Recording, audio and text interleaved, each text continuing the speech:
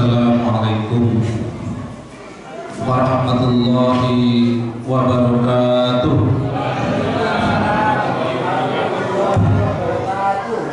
Bismillahirrahmanirrahim. Alhamdulillahirabbil alamin.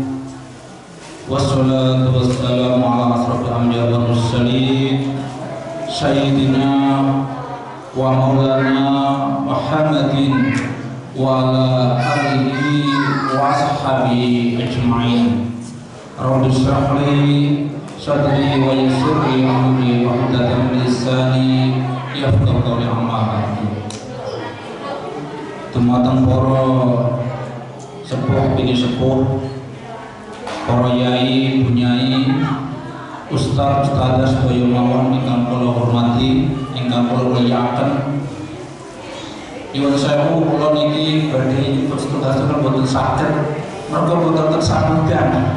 Nah, wonten sambutan kan kula ngertos sambutan ketua takmir sinten, ketua sinten boten wonten kula boten ngertos. Sedaya mawon takmir mushola al-mutaji ugi jamaahipun ingkang kula mulyakaken. Mugi-mugi kita semua senantiasa dalam lindungan Allah. Amin Allahumma amin. Nyuwun sewu wau pembawa acaranya pun nyebut Kiai Haji. Kula niku sungkan ya sampun ampun diterusno malih. Kula niku mboten kiai, mung kula niku guru. Kula niku guru. Jadi mangke nyuwun sewu niki mboten patos pengajian umum meskipun tulisannya pengajian umum. Tapi kok sekolah mawon nggih? Terus digawe sekolah mawon. Guru biasanya mulang niku nggih. Tapi untung niki wonten mejane jadi kayak biasa ning ning podium niku beda malih iki kayak sekolah iki. Jadi niki mangke belajar bersama-sama, kula nggih tasih banyak kekurangan. Jadi kula niku selama ini alhamdulillah nikmat sekali menjadi orang yang menekuni dunia pendidikan. Lo cerita sedih, kula niku waune memang lulus saking pesantren, kula waune nate ten kajen ten Yai Sahal. Terus kula niku lanjut ke sekolah terus kuliah. Niku mlebune niku nggih ten PGA, guru nggih. Terus kuliah tarbiyah. Karepe niku nggih dados guru. Pada waktu niku terus sempat rada mboten ten guru. Mboten salah jalur ya. Nyoba jalur baru. Kula dados wartawan. Jadi kula niku dados wartawan sampai lami 14 tahun setengah. Lami nggih. Ternyata 14 tahun setengah itu udah caranya kan gue sesat mboten. Ternyata kalau ingat-ingat bahwa tiang sepah kula niku kepengin kula dados guru. Akhirnya pada tahun 2011 kula bismillah keluarga kula siapaken sedaya mentale kula medal. Terus akhirnya kula dados guru. Nyuwun sewu kula dados guru ten Stigma pada waktu niku. Lah gaji kan kalau peroleh niku sebulan niku padha uang makan Jawa Pos. Jadi uang makan Jawa Pos niku sami kali gaji ten niki sebulan. Padahal ten Jawa boten nate kula pedhet gaji niku. Uang makan. Biasanya kalau kebasken opo ngoten nggih, maka dipotong uang makan gitu. Nah, masalah materi guys, boten nonton imbangane. Tapi ternyata setelah kula jalani leres ati niku tentrem. Ati niku kumpul wong sing soleh-soleh, wong sing solehah Jadi alhamdulillah sampai sakniki kula niku dados guru ten sakniki nampun IAIN. Dan kebetulan ya mestinipun nggih kebetulan mawon kula sakniki dikan mimpin etok-etoke namipun rektor rektor perguruan tinggi alim. Ya alhamdulillah sakniki ada perkembangan. Bapak Ibu sekalian ingkang kula hormati, niki biasa ten putih-putih ibu semangat. Jadi jumlahnya paling kata ibu. Ini katanya zaman abad-abad ini perempuan kelihatannya. Ten kampus niku kula nggih mahasiswa niku sak kelas 30 niku sing jalan kadang gangsal. Niku wedok kabeh. Iki kita jaman wedok iki kita ya. Semoga-moga kabeh sing barokah. Mugi-mugi wong napa-napa niku nggo tiang istri niku sangat besar pengaruhnya. Jenengan iki awet alit sing niku didik lari-lari alit niku kan biasanya nggih sing cacat ibu ya. Maka ketika seorang ibu itu hamil, alangkah baiknya ibu itu betul-betul mendekatkan diri dengan kepada Allah. Akeh wiridane, akeh tadaruse, itu akan berpengaruh ke janin. Jadi didik lari itu mboten lari lahir, lari kandungan juga mulai. Niku nggih. Jadi ibu-ibu insyaallah perannya besar sekali. Madrasah pertama kali untuk manusia, untuk anak-anak adalah para ibu-ibu. Ibu bapak sekalian ingkang kula hormati, niki temanipun memperingati nuzulul Quran. Nuzulul Quran itu istilahipun turunnya Al-Quran. Sebagian ulama mengatakan turunnya Al-Quran itu tanggal 17 Ramadan. Tapi tentu ada yang berpendapat beda. Tapi umumnya pun 17 Ramadan. Niku boten boten langsung turun ke bumi. Niku istilahipun langit bumi gitu. Baru nanti dari situ jadi turunnya ke Nabi Muhammad itu selama 22 tahun, 2 bulan 22 hari. Sebagian ulama mengatakan begitu. Jadi bukan blek, tapi sing blek sampai Sidratul Muntaha ya. Niku ten langit, niku nggih tanggal 17 diyakini ngoten. Maka diperingati. Lah saiki mergo kita Lauhul Mahfuz saking Lauhul Mahfuz ten langit bumi. Saiki kita itu memperingati nuzulul Quran. Jadi iki napa ingkang kedah kita mengapa kita peringati? Al-Quran niku adalah mukjizat bagi Nabi Muhammad, dan mukjizat niku lestari sampai sakniki pun berapa lagi? 1400 tahun lebih. Satu dulu dari sebelum Hijriah pada saat ini 1440 Hijriah, berarti lebih. Dan itu mukjizat yang berupa Al-Quran itu tasih. Nah, Nabi Musa mukjizatnya apa? Mukjizatnya Nabi Musa dianggap apa? Tongkat. Tongkat Nabi Musa niku saged berubah dari ular saged belah Sungai Nil. Tapi Nabi Musa pun boten wonten. Tapi Al-Qur'anul Karim Nabi Muhammad pun boten wonten, Quran tasih wonten sampai sakniki niki hebatnya mukjizate yang diberikan kepada Nabi Muhammad sallallahu alaihi wasallam. Mukjizat yang berupa Al-Quran, mukjizat itu apa? Mukjizat itu adalah sesuatu yang luar biasa, tidak masuk akal. Itu untuk ukuran umum itu bukan masuk akal, luar biasa yang dimiliki oleh seorang nabi. Nah, karomah sesuatu yang luar biasa yang dimiliki oleh seorang wali Allah. Jadi Al-Quran itu luar biasa.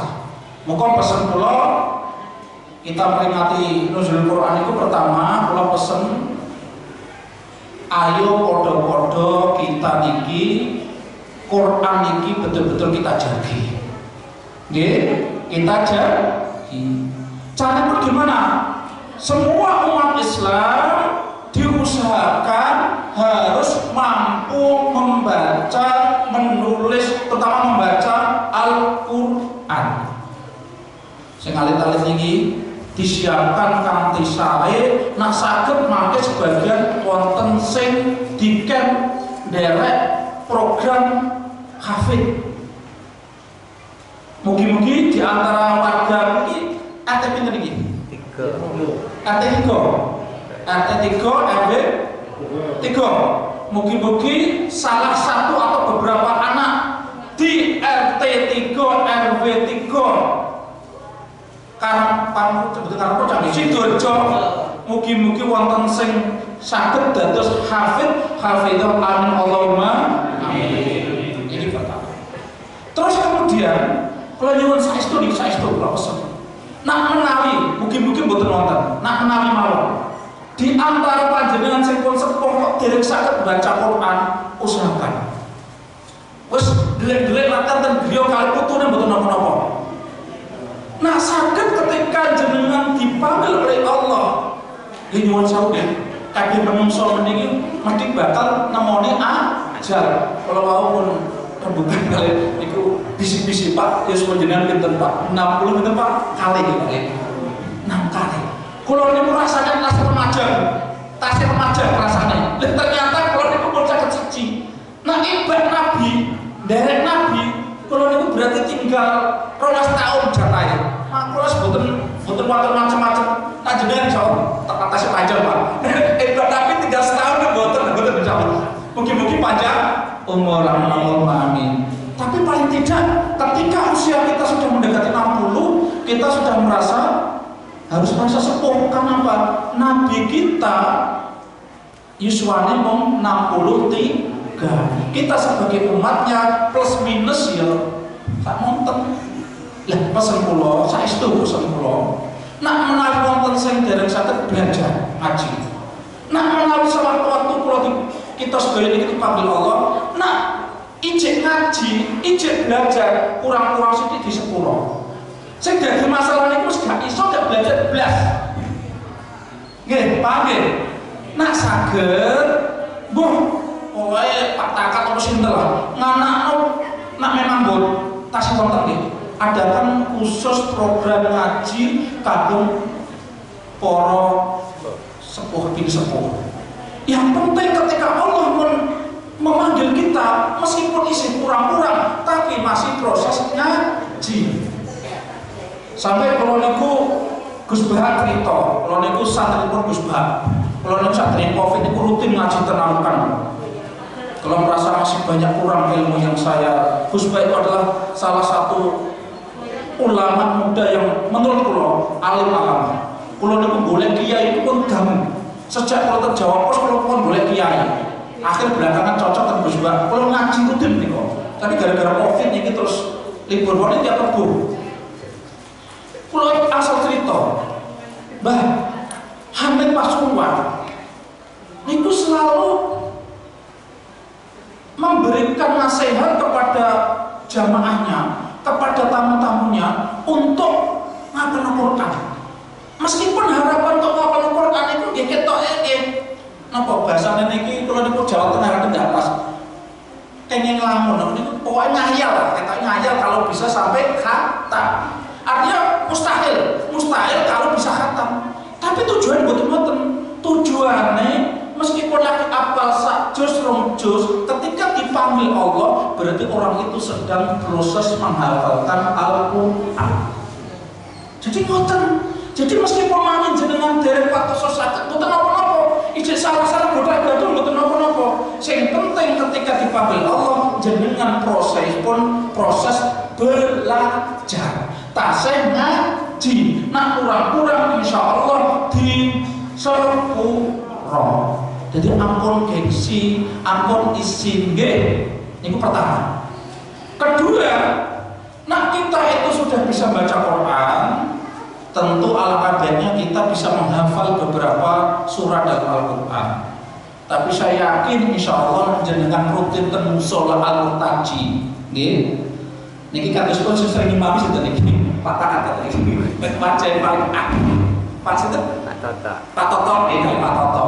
Saya yakin pokoknya nak sing surat cat ijo niku kula yakin.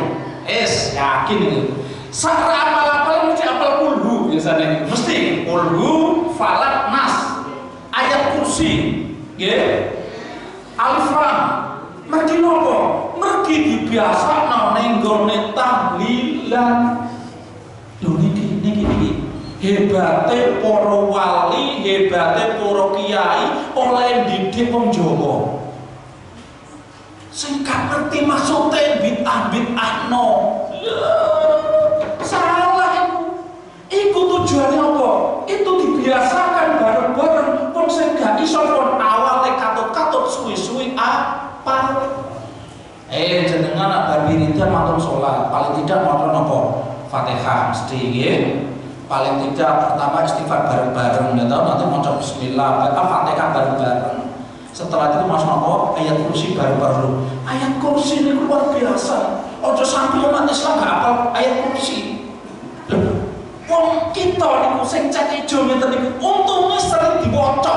Dadi akhirnya apa? Engko dari iku terus ayat kursi, terus subhanallah terus. Lah tahlil komplit malih. Kulhu, falak, nas, terus ayat kursi, terus alif lam dulu, ayat kursi, terus akhir al-baqarah. Sing awal gak iso dadi iso, niki cara wali didik wong Jawa ngoten. Lha niku sing gak ngerti karepe. Kula nyuwun sewu, ini saya tidak akan perlu menyebutkan dari kelompok mana. Saya punya teman, wong fanatik teman, nyalah-nyalah awake dhewe biasa. Suatu ketika diganjar oleh Gusti Allah, kiambak ini ku tumbas griya delalah cedak masjid warna hijau kados jenengan iki. Ya kados jenengan itu nak bar salat di wiridan dengan jahar, dengan keras. Akhirnya dia itu nyimpono, oh iya ya. Akhirnya aku jadi mereka tuh tahu, mereka tuh ngerti. Nak wiridan setelah sholat itu memang itu sunnah. Cuma persoalannya, apakah itu dibaca keras, bareng-bareng, atau dibaca diem-diem? Mereka mengatakan jahar atau keras itu bid'ah, maka nggak melakukan. Apa yang terjadi? Warga yang nggak ada yang bisa wiridan. Saya ini lagi merasa apa coba? Oh ya benar ya. Saya goro-goro aku pindah niku aku saya ngerti wiridan. Urutannya wiridan ngerti. Wah, ini betul ngertos. Jadi ini kadang tidak dihargai. Mentang-mentang sok modern, mentang-mentang muter ngertos betapa para wali itu ngerti saktian kaum ke depan kayak apa. Ngerti nggih? Jadi jenengan nak iso ya sing nom-nom nak cek wiridan karo pakak atau cecek-cecek balik nggih karo Pak Toto. Wiridan lagi subhanallah wis do plencing. Memang niku mboten wajib. Sing nyuwun sewu, imame gak cuma lho, iku nek bar wiridan balik dosa, boten niku sunah. Tapi saya pun nak wonten wedal, kecuali kebelet kepengin jedeng nggih, usahakan derek wiridan. Niku wae apal Quran, ngapalno beberapa surat dalam Al-Qur'an. Kita terbiasa dengan bareng-bareng insyaallah. Padahal Fatihah itu mesti, menurut Imam Syafi'i Fatihah itu wajib. Maka kita biasa terus baca Fatihah bareng-bareng. Paling tidak bersolat maca surate kulhu wis bolak balik. Ngapalin niku mboten napa-napa wis ora apa-apa. Wonten sahabat niku sing maca kulhu terus dilaporno kan kulhu meneh dilaporno karo Nabi. Lah kok maca salat kok imam kok kulhu terus.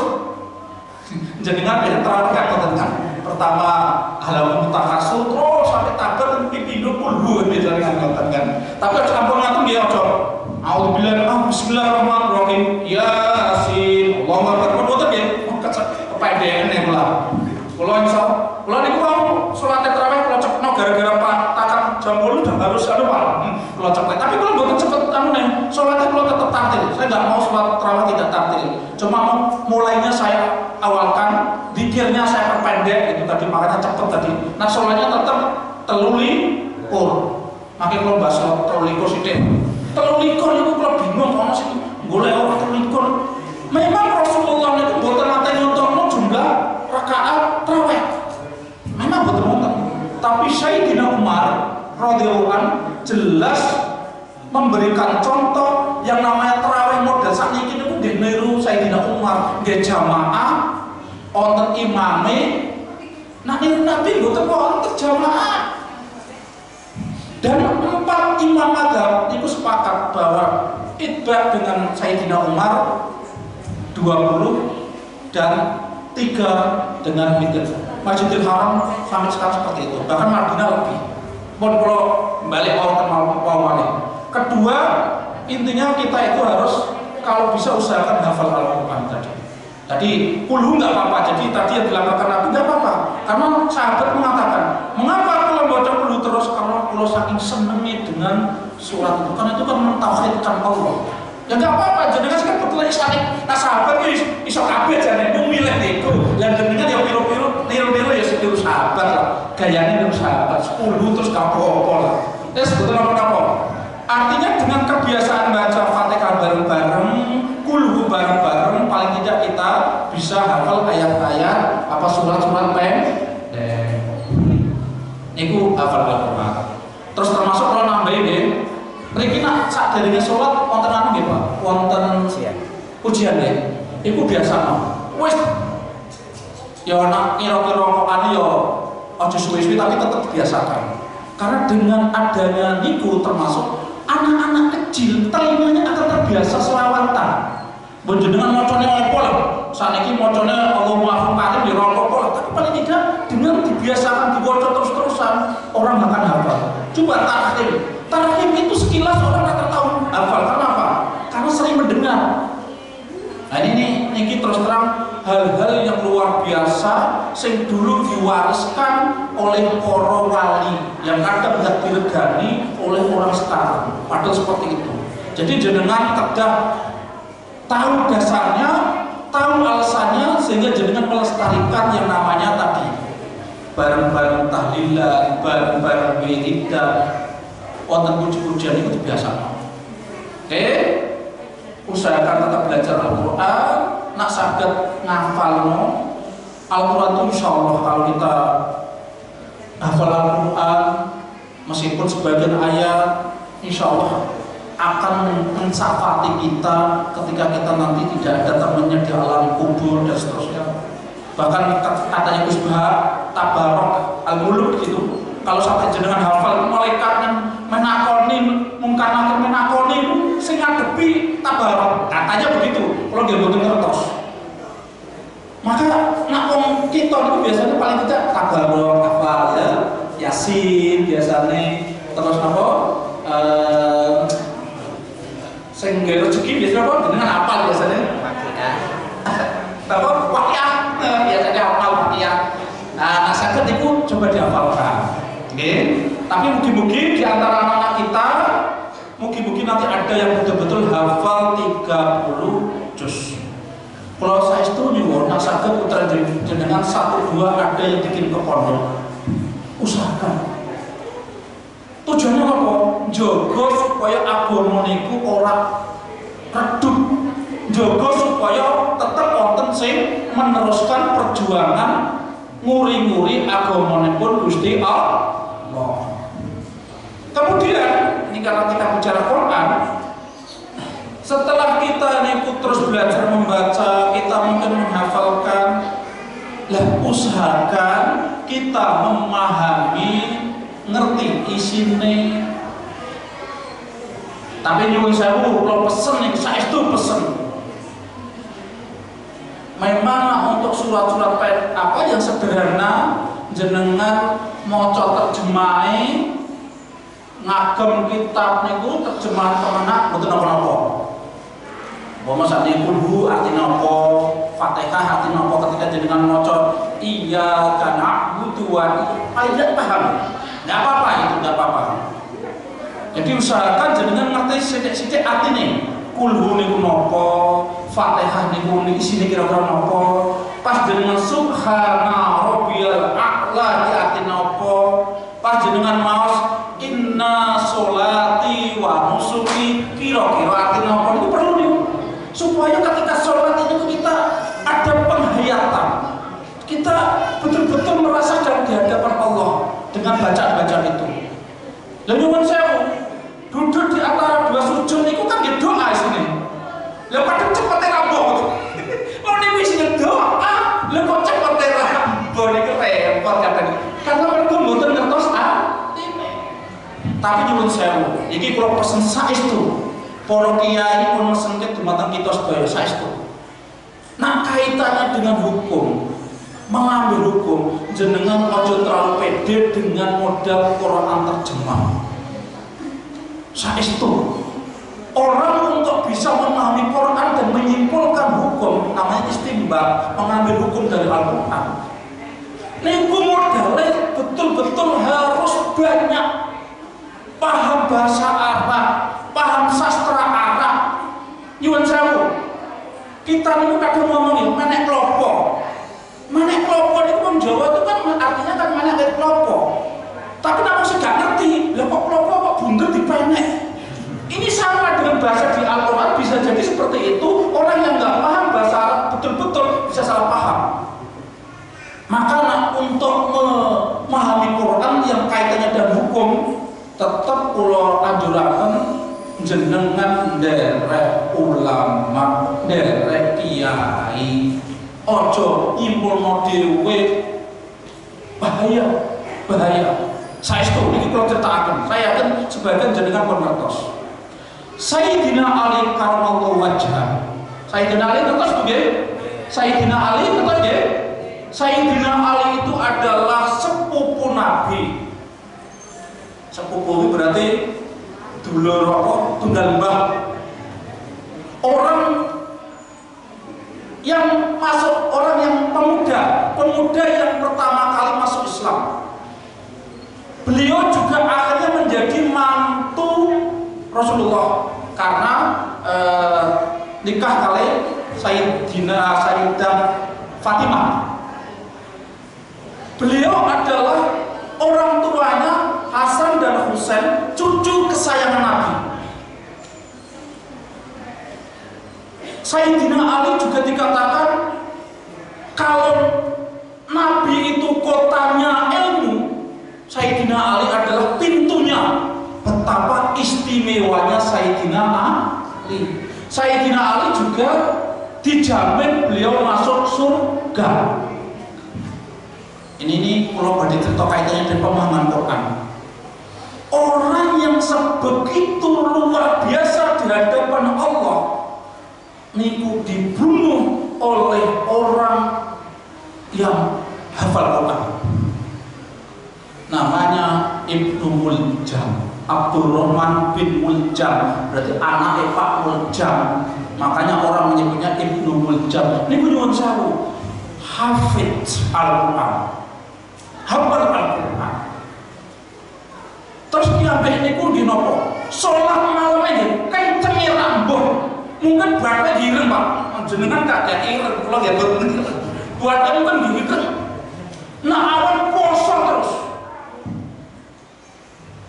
Tapi yang jadi masalah, dia memahami Al-Quran tidak benar.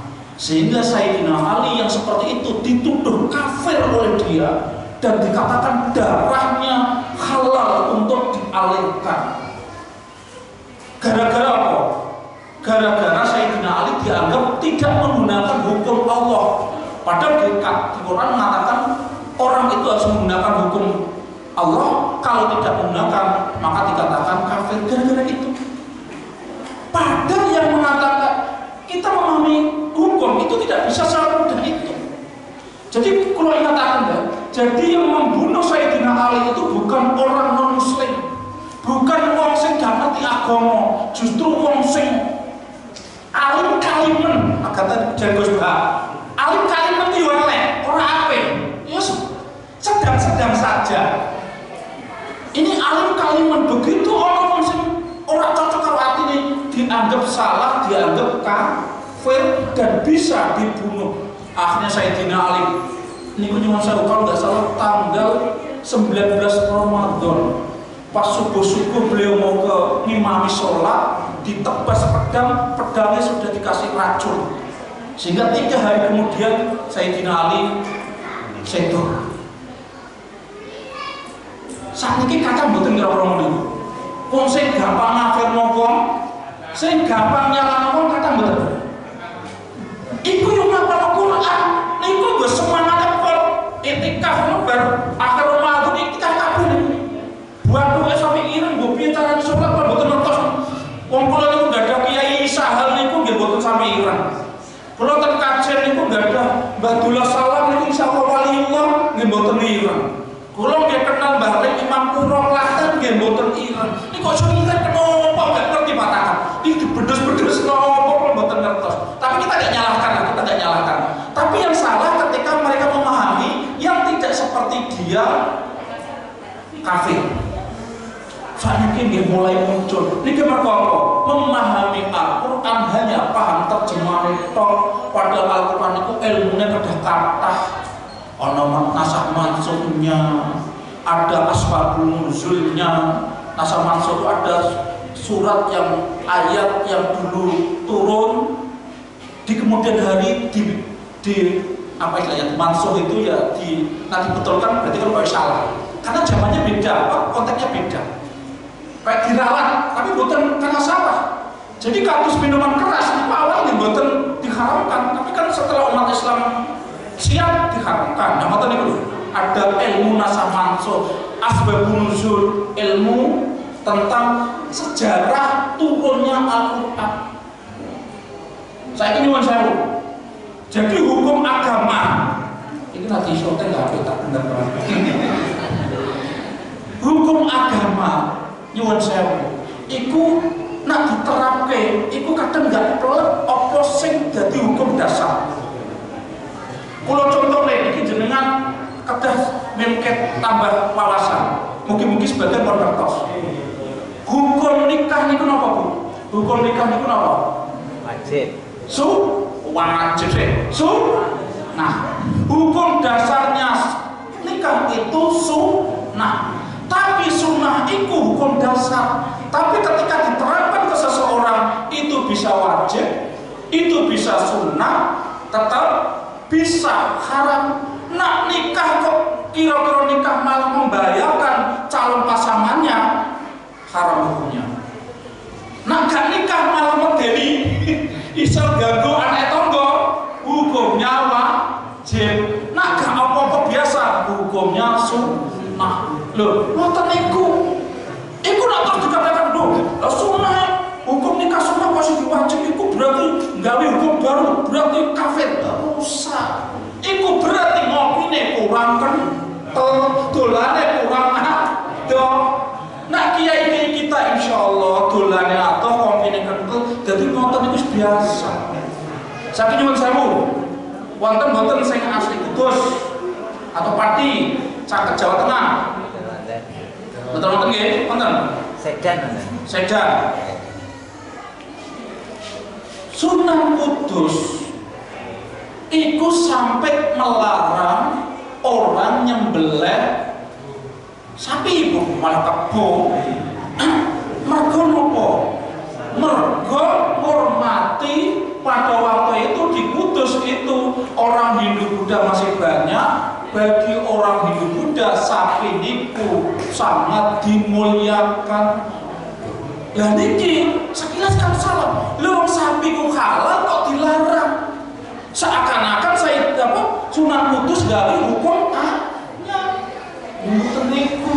Masalahnya niku kanggo ngregani jaga kerukunan, jaga supaya umat Islam bisa diterima di tengah-tengah masyarakat.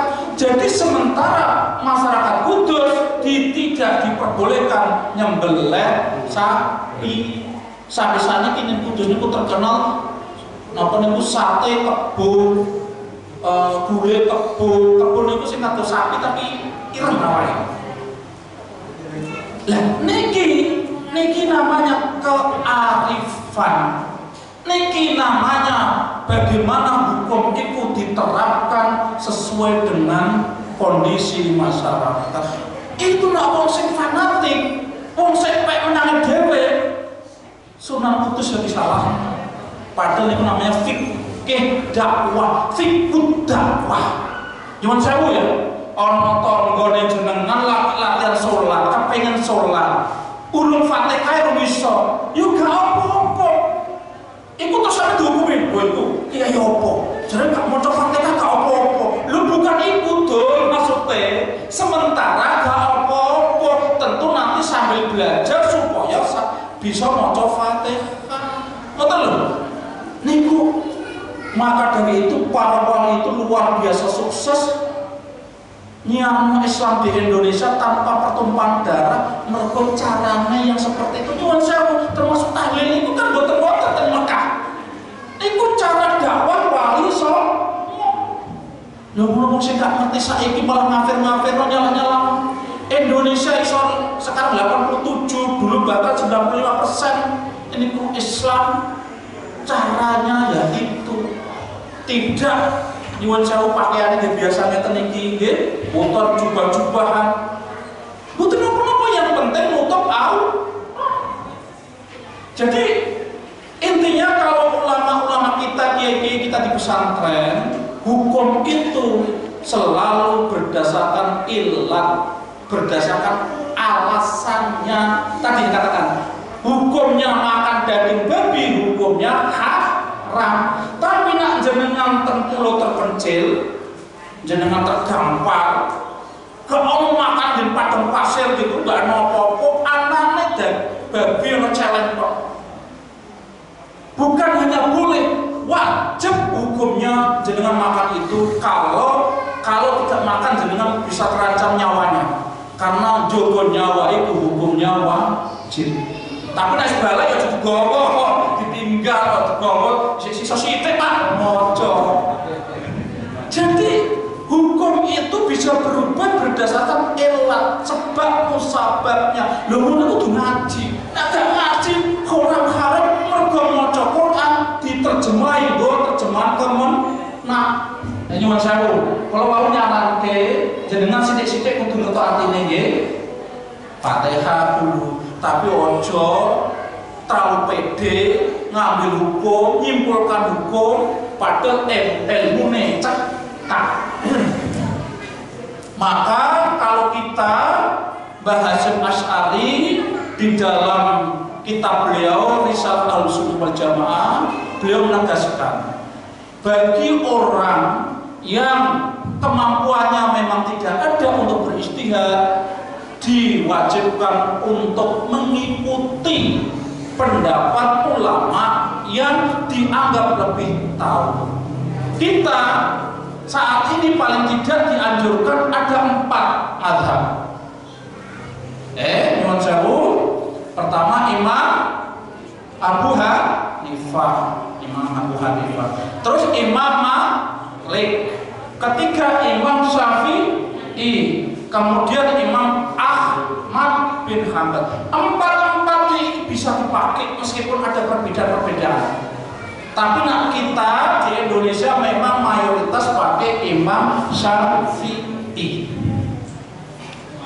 Tapi intinya 4 boleh. Karena kita jangan mengambil hukum sendiri. Kita jangan menyimpulkan sendiri, itu bahaya.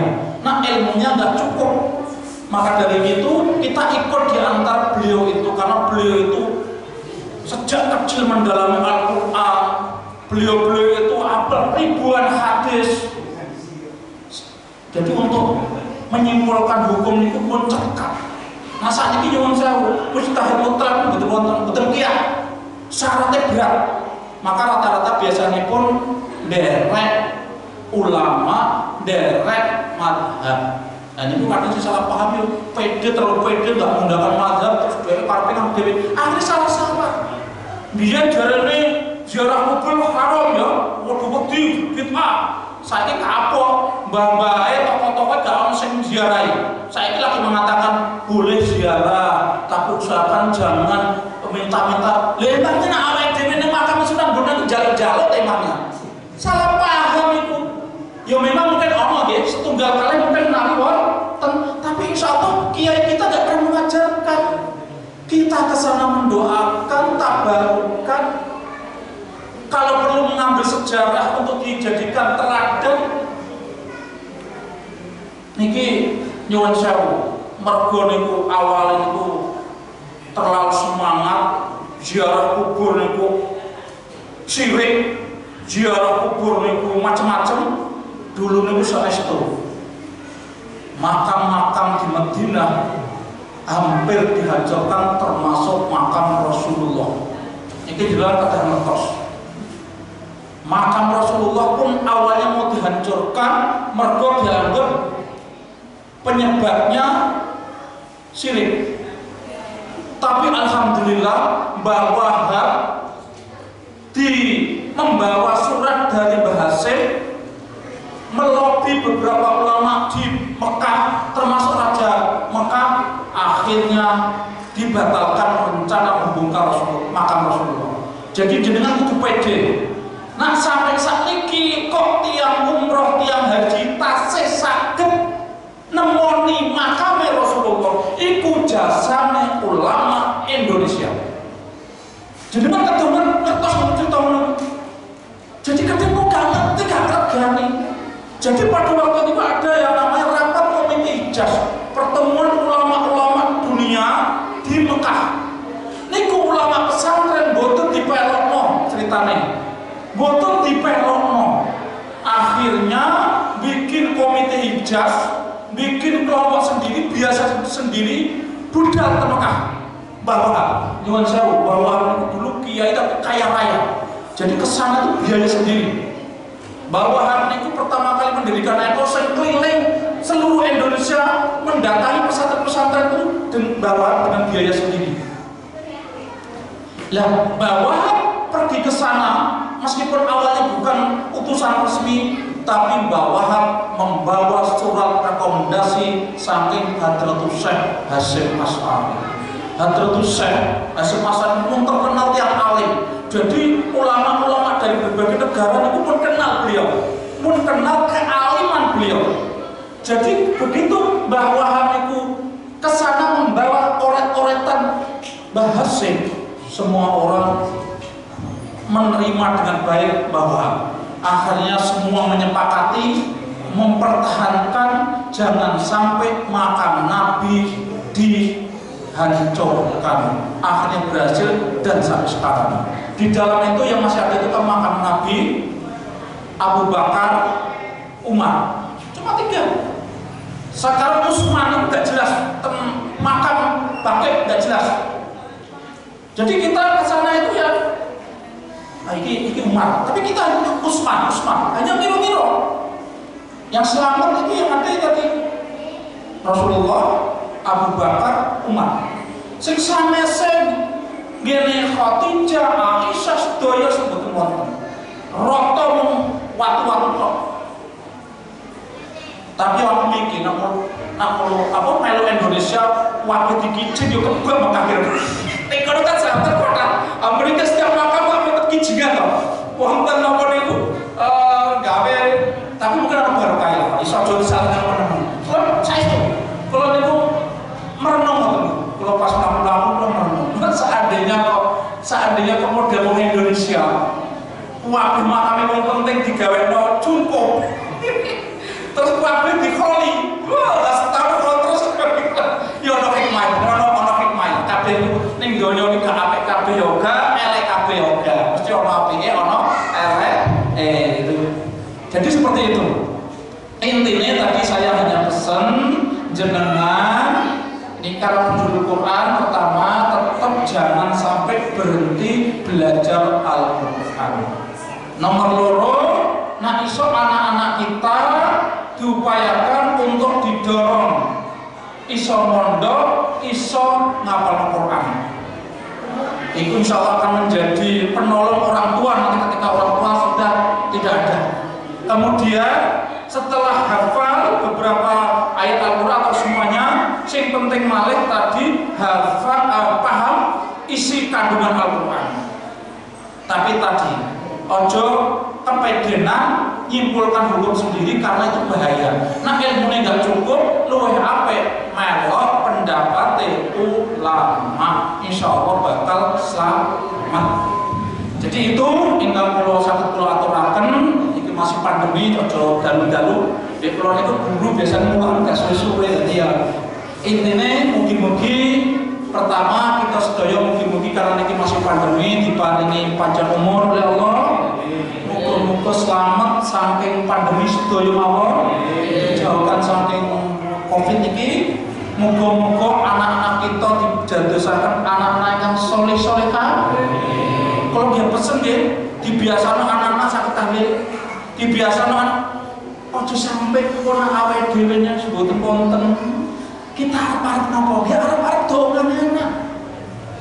anak-anak yang jenengan badhe nikah nggih terutama sing istri golek bojo lanang nah iso ngimami salat iso ngimami tahlil paling tidak tahlil karo keluargane nah sampai nanti sing jadi kepala keluarga mantune jenengan lanang iku ora gelem tahlil anak yang jenengan badhe tahlil dilarang nah iso begitu anak yang jenengan wonten sing nakokno didelok iso salat enggak keluargane tahlil enggak oke nah mboten nanti jenengan mboten terus ndongakno jadi niku pun kata sing crita para apa niku ten kitab-kitab pun kata jadi insyaallah doa yang kita berikan ke orang tua yang sudah tidak ada itu insya Allah nyampe sangat kalau itu nyuwun sewu biyen kula dadi wartawan menawi untuk nakal ya kirang tahlilan kula apa niku ibu kula bapak kula ngimpeni bayi kula kok kuburane gak diresiki aku ra ditili lho